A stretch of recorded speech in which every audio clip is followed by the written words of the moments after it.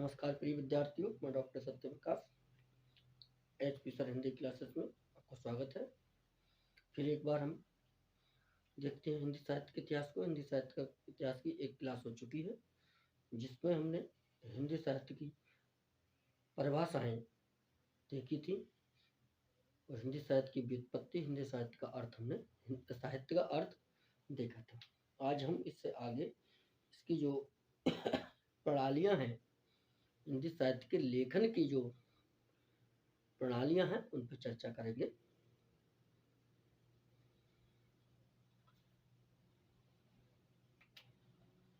पहला देखेंगे, पहली जो प्रणाली है वर्णानुक्रम। वर्णानुक्रम पद्धति या प्रणाली वर्णानुक्रम पद्धति। वर्णानुक्रम का मतलब क्या? वर्ण और अनुक्रम। वर्ण और अनुक्रम यानी वर्णों के क्रम से। इसमें क्या होता है, वर्णमाला है, जिस हिंदी की देवनागरी की वर्णमाला है उसमें जो क्रम है आ से मा तक, उनके आधार पर जो रचनाकारों का नाम होता है किसी न किसी वर्ण से होगा। जब जिस वर्ण से उसका नाम प्रारंभ होता है उसको उसी स्थान पर रचनाकारों ने रखा गया है, रचनाकारों ने अपने ग्रंथ में स्थान दिया है। इस पद्धति में यह है कि रचनाकारों का स्थान वर्णमाला के वर्णों के क्रम के अनुसार है। तो जितने कवियों का या रचनाकारों का नाम आ से है उनको पहले रखा गया है, का से है उनको बाद में रखा गया है, खा से है उन्हें और बाद में रखा गया है। तो जो वर्ण है, वर्णमाला का जो क्रम है उनके अनुसार ये पद्धति कार्य करती है, उसी के अनुसार इसमें नाम लिखे गए। तो देखेंगे हम क्या है इसमें वर्णानुक्रम पद्धति यानी वर्णों क्या है। इसमें या इस पद्धति में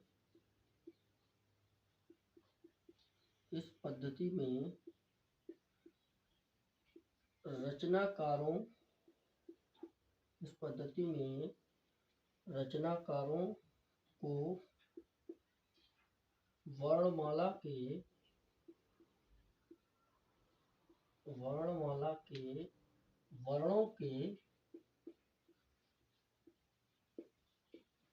वर्णमाला के वर्णों के क्रम से इस पद्धति में रचनाकारों को वर्णमाला के वर्णों के क्रम से स्थान दिया गया है, स्थान दिया जाता है।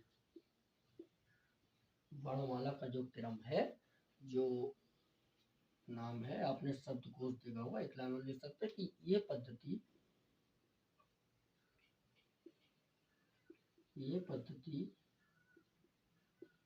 हिंदी शब्दकोश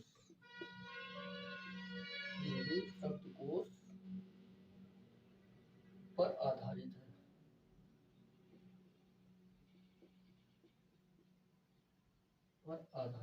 यानी जो शब्दकोश होता है, हम किसी शब्द का अर्थ देखते हैं तो उसके अनुसार ही इसमें भी रचनाकारों को वैसे ही स्थान दिया गया है, वैसे ही इनके नामों को छांटा गया है। और क्या है, और देखते हैं, यह सबसे प्राचीन पद्धति है। ये सबसे प्राचीन पद्धति है। दूसरा, तो वैसे इसे मनोवैज्ञानिक नहीं माना जाएगा, ये पद्धति अमनोवैज्ञानिक है। अमनोवैज्ञानिक है। ये पद्धति अमनोवैज्ञानिक है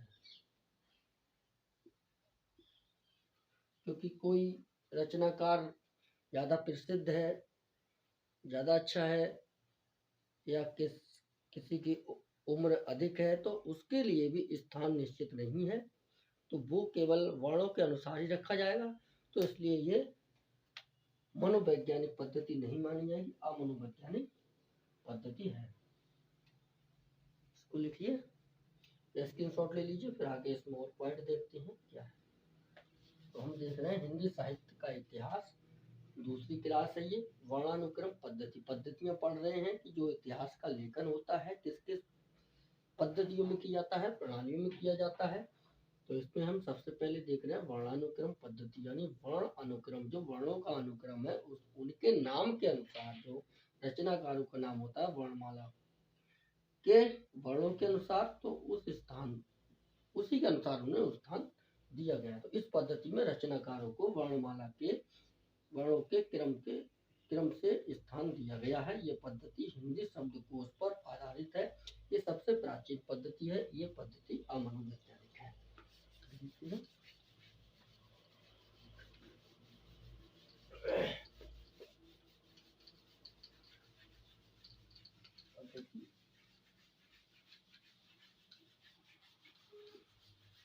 अमनोवैज्ञानिक है।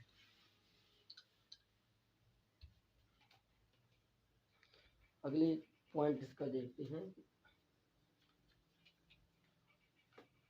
अगला पॉइंट लिखेंगे इसमें, Garcin de Tassy. Garcin de Tassy ने इतिहास, हिंदी साहित्य इतिहास लेखन के जन्मदाता माने जाते हैं। फ्रेंच भाषा में इन्होंने इतिहास लिखा था। तो गार्सा द तासी ने अपने साहित्य इतिहास ग्रंथ में अपने साहित्य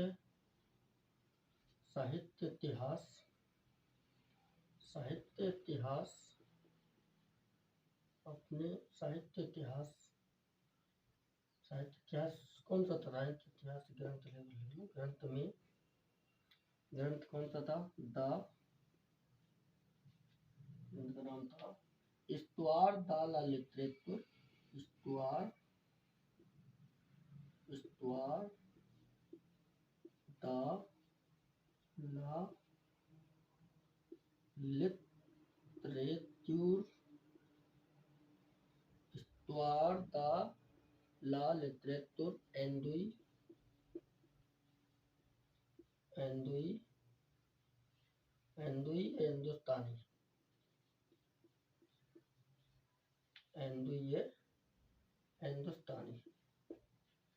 हिंदुस्तानी,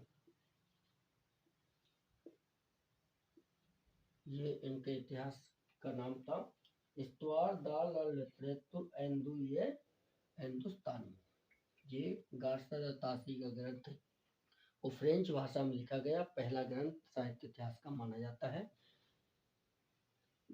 Histoire de la littérature हिंदुस्तानी तथा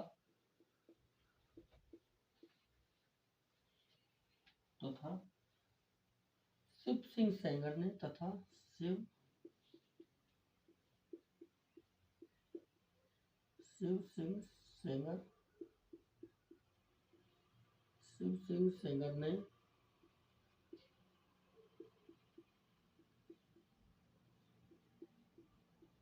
शिव सिंह सरोज, इनके ग्रंथ का नाम क्या है? शिव सिंह सरोज। शिव सिंह सेंगर ने शिव सिंह सरोज में वर्णानुक्रम पद्धति का प्रयोग किया है। वर्णानुक्रम पद्धति का प्रयोग किया है।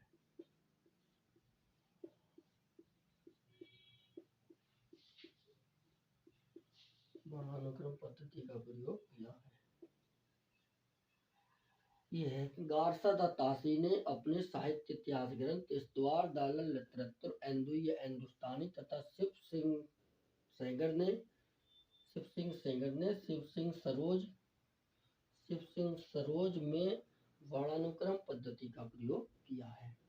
यानी जो कवियों का परिचय दिया है वो वर्णानुक्रम पद्धति से ही दिया है। ये दो लेखकों का आप याद रखेंगे, पूछ लिया जाता है कि गार्सा द तासी ने किस पद्धति का प्रयोग अपने ग्रंथ में किया है, या शिव सिंह सरोज नामक ग्रंथ में किस पद्धति का प्रयोग हुआ है, तो आपको ये पता होना चाहिए। ये आपके वर्णानुक्रम पद्धति हो गई। पद्धति और है कालानुक्रम पद्धति। वर्णानुक्रम ज्यादा विस्तृत नहीं देखेंगे, जहां जहां से प्रश्न बन सकता है उसके लिए हम देख रहे हैं। पहली पद्धति आपकी वर्णानुक्रम पद्धति, दूसरी आपकी कालानुक्रम पद्धति।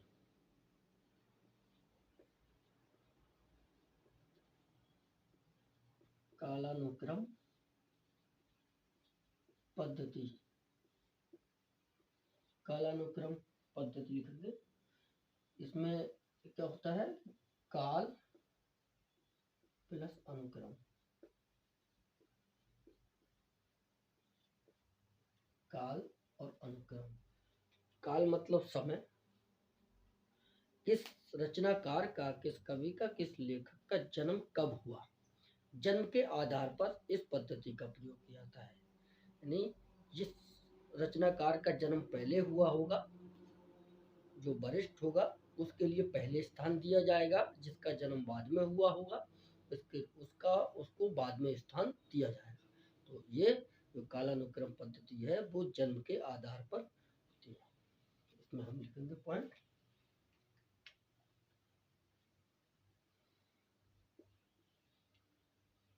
इसमें जन्म के आधार पर, इसमें जन्म के समय के आधार पर, जन्म के समय के आधार पर रचनाकारों को स्थान दिया जाता है। रचनाकारों को स्थान दिया जाता है। यानी किसका जन्म पहले हुआ, किसका जन्म बाद में हुआ, तो उस आधार पर रचनाकारों को स्थान दिया जाता है। तो इसमें जन्म के आधार पर रचनाकारों को स्थान दिया जाता है। Grierson, John Abraham Grierson, Grierson कर ले लेंगे। ग्रियर्सन ने अपने इतिहास ग्रंथ, ग्रियर्सन ने अपने इतिहास ग्रंथ, साहित्य इतिहास ग्रंथ, अपने इतिहास ग्रंथ क्या नाम है, the modern vernacular, the modern vernacular literature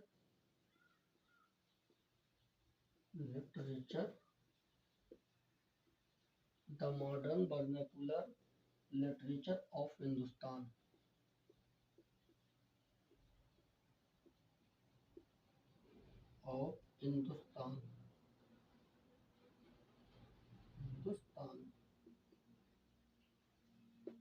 ये ग्रेजुएशन का साहित्य इतिहास ग्रंथ है, the modern vernacular literature of Hindustan. ये इतिहास ग्रंथ अंग्रेजी में लिखित पहला इतिहास ग्रंथ है, साहित्य इतिहास ग्रंथ है अंग्रेजी में, साहित्य के इतिहास का ग्रंथ है, इतिहास नहीं साहित्य इतिहास ग्रंथ है। तो the modern vernacular literature of Hindustan तथा मिस्र बंधुओं ने, और है तथा मिस्र बंधुओं ने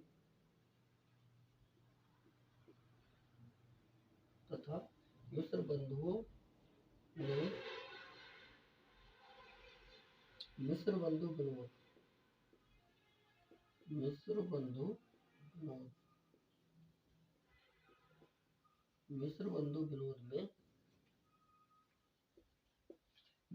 विनोद में कालानुक्रम पद्धति का प्रयोग किया।